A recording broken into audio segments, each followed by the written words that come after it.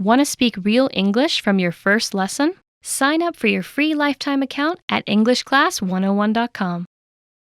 Hi everybody, welcome back to Ask Alisha, the weekly series where you ask me questions and I answer them. Maybe. First question comes from Ayan. Hi Ayan. Ayan says, "Hi Alisha, which sentence is correct? I think someone break into my apartment." Or, I think someone broke into my family. When should I use the simple past tense? Actually, both sentences are close, but neither sentence is correct. The correct sentence would be, I think someone broke into my apartment. So when we use the verb break into in the regular present tense, we follow it with the actual place, like with the location. So we don't use people as the object of this phrasal verb. We use the actual place. So I broke into an apartment, or someone broke into my house, or I think someone is breaking into your car, or a thief broke into the jewelry store last night. Okay, so I hope that this helps with your understanding of the phrase break into. Thanks very much for the question. All right, let's move on to your next question. Next question comes from Vladimir. Hi, Vladimir. Vladimir says, "Hi, what is the difference between what as a conjunction and that?" Some examples. I should have said what I said. I don't know that we can. Show me that you can help me, and I'll tell you where your friends are. I got these examples from TV shows. Yeah, really good question, and a tough question too. Actually, in these sentences, what and that are not acting as conjunctions. They're acting as relative pronouns. So relative pronouns start a noun clause, like a relative clause. They're giving us some information, and we begin these clauses with relative pronouns. So let's take a look at the examples that you sent. Let's start with what. So in your first example sentence, you said, I should have said what I said. So here, what marks the beginning of this new clause. What I said is the clause itself. So I should have said something. So this what I said refers to something the speaker mentioned earlier, or something the speaker mentioned in a different conversation. So what I said could be replaced with it or that, and the sentence would remain grammatical, like I should have said it. I should have said that. What is acting as a relative pronoun, and it means the thing which, or the things which, something, something, something. So you could say, I should have said the things which I said. So that would be a grammatically correct sentence. So in this case, what does not act as a conjunction, it's acting as a relative pronoun. It's starting off this clause, this new information. So let's look at another example that uses this. For example, ugh, I shouldn't have eaten what I ate for lunch. So in this sentence, what I ate for lunch is like my extra information. That's my noun clause there. And I'm using what to introduce that. So here the speaker is expressing regret. Maybe the speaker ate lots of junk food for lunch and now they feel terrible. So I shouldn't have eaten what I ate for lunch. So that means that thing or those things that I ate for lunch, even though the speaker is not specifically stating everything he or she ate. So we use what in this way to mean the things which or the thing which. So let's continue on to your other two examples. The first one was, I don't know that we can. So here, that is the relative pronoun, as we talked about with what.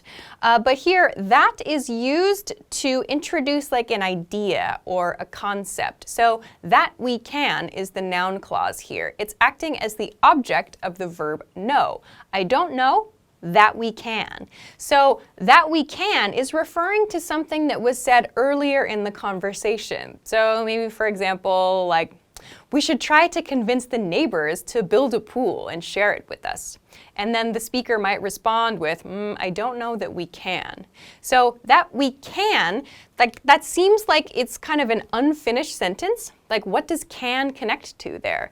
But can actually connects to the verb that was in the previous statement or the previous sentence. In that case, it was, we should convince the neighbors. So that we can connects to the verb convince. Like, I don't know that we can convince the neighbors. That's what it means. So in order to introduce this clause, we use that. So we use that for like things, ideas, concepts. It sounds quite informal too. For more information on using that, you can check out a video that we have on the channel about relative clauses as well. Let's look at your last example. So in this example, you said, show me that you can help me. So here, let's focus on this clause that's that you can help me. So in this case, it's actually not acting as the object, the direct object. So the verb here is show, the direct object is me, and this clause is actually what's called the object complement. So an object complement describes or gives us some more information about the direct object. So in this case, it's show me, like what are you going to show me? That you can help me. So there's this noun clause there, and we begin the noun clause with that. So this is the difference, and this is how we use these kinds of things in sentences. So I hope that this answers your question. Thanks very much for sending it along. Okay, let's move on to your next question. Next question comes from Mohammed Bushra. Hi, Mohammed. Mohammed says, how do I use in terms of in sentences? Okay, using in terms of kind of like helps you to explain a specific focus for a situation or gives you more context about a situation. So for example, at like a company meeting, you could say, in terms of sales, last month was a huge success, but in terms of staff morale, it was a huge failure. So here, you're pointing out like two parts of one situation. So you're talking about the company's performance maybe last month as a whole, as one thing. But inside that, there are small points. So you're pointing out smaller things inside something larger. So we use in terms of to do that. I would say we tend to use this a little bit more in formal conversations. I wouldn't use this a lot with friends, but you could if you want to. So I hope that that helps you. Thanks very much for the question. All right, let's move on to your next question. Next question comes from Ehsan. Hi, Ehsan. Ehsan says, hi, Alisha. Could you please explain a bit about past and past and how to use them in different situations? Because it's quite challenging for learners. I watched a few videos, but I'm still a bit confused. Thanks. Okay, sure. Let's talk about past, P-A-S-T, first. So past can be a noun, which refers to time before the present. We can also use past to refer to prior things. So that means it's like an adjective. So my past work, or like my past relationships, or my past job.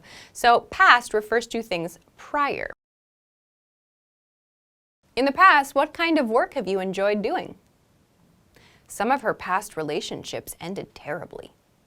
Now let's talk about past, so P-A-S-S-E-D. This is the past tense form of the verb to pass, which can mean like to move beyond something else, or it can mean to give someone something else, usually like at close range. We also use this verb to mean to successfully complete a test or to get a good grade on a test, to pass. So again, this is the past tense and the past participle form of this verb. So that means that even though the pronunciations sound very similar, these two words have very different grammatical functions, and therefore you can determine which word is being used depending on the positioning of the word in the sentence. So let's look at some examples with past. I passed my coworker on the street earlier. Have you ever passed a test without studying? There's one more use of pass that's also very common, which is to pass out. To pass out means to fall asleep. And we usually use this when like we've been drinking or when we're just super, super tired. So for example, I passed out as soon as I got home last night. Or he passed out in the back of the car. So pass out is kind of a set phrase on its own, which like casually or roughly means to fall asleep. So you can hear in these example sentences that past, P-A-S-S-E-D, and past, P-A-S-T, take different positions in sentences. So we're not just listening for the pronunciations of these words in speech, we're also kind of listening to the grammar of the sentence as a whole. So if you're confused, if you're listening to someone speaking and you're wondering, did that person just say past or did they say past? which sound extremely similar, think about the way the sentence is made. Like, what's the position of the word that you're wondering about? And also think, like, does this word make sense, the meaning of this word? So in sum, these words do take different positions and have different meanings, so try to listen to the sentence as a whole. I hope that this helps you. Thanks very much for the question. Okay, let's move on to your next question. Next question comes from Fernando Valencia Gonzalez. Hi again, Fernando. Fernando says, "Hi, Alisha. My questions. I still can't get the difference between buy and purchase. In the same way, I don't know when or where to use amid, among, and between." Cool. So first, let's take a look at buy and purchase. Yeah, when we use these as verbs, they share a meaning, really, but in everyday conversation, we use buy. Like, I need to buy a camera, or I'm gonna go buy lunch, or what did you buy last weekend? So they refer to just like going shopping and exchanging money for things. We use purchase more in like formal situations, maybe in like contracts, or maybe you see it in like a customer service agreement. You might also see purchase as like the verb used on an online shopping website, like the button to click something. Might say buy or it might say purchase. So it's just the verb that's used. You might also see purchase used as a noun. We can use it as a countable noun, actually. So like customers should bring their purchases to the register. It does sound more formal. We cannot use buy in this way. We cannot use buy as a noun. That would sound very strange. So please only use purchase as a noun. So in everyday conversation, I would recommend using the verb buy to talk about shopping. In more formal situations, we might use purchase more commonly. Regarding your second question about the differences between amid and among and between, the very short answer is that amid is used with uncountable nouns, among is used with countable nouns, and between is used in situations where there are just two options to choose from. We also use between to mean in the middle of two objects. Another point, amid does tend to sound quite formal, and we tend to use amid with these kind of like abstract nouns. So for example, she lost her wallet amid the confusion, or the thief escaped amid the excitement of the concert.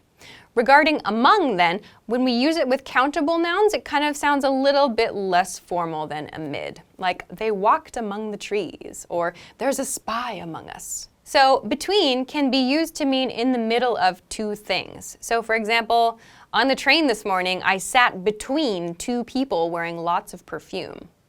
Or, I put your lunch over there between the microwave and the coffee maker. So this is a really quick introduction to these. I made a whiteboard video about this question, so please keep an eye out for that on the channel very soon. So I hope that that helps answer your question. Thank you very much for sending this along. All right, that's everything that I have for this week. Thanks as always for sending your questions. Remember, you can send them to me at englishclass101.com/ask-Alisha. Of course, if you like this video, please don't forget to give it a thumbs up, subscribe to our channel if you haven't already, and check us out at englishclass101.com for some other things that can help you with your English studies. Thanks very much for watching this week's episode of Ask Alisha, and I will see you again next week. Bye-bye. Want to speed up your language learning? Take your very first lesson with us. You'll start speaking in minutes and master real conversations. Sign up for your free lifetime account. Just click the link in the description.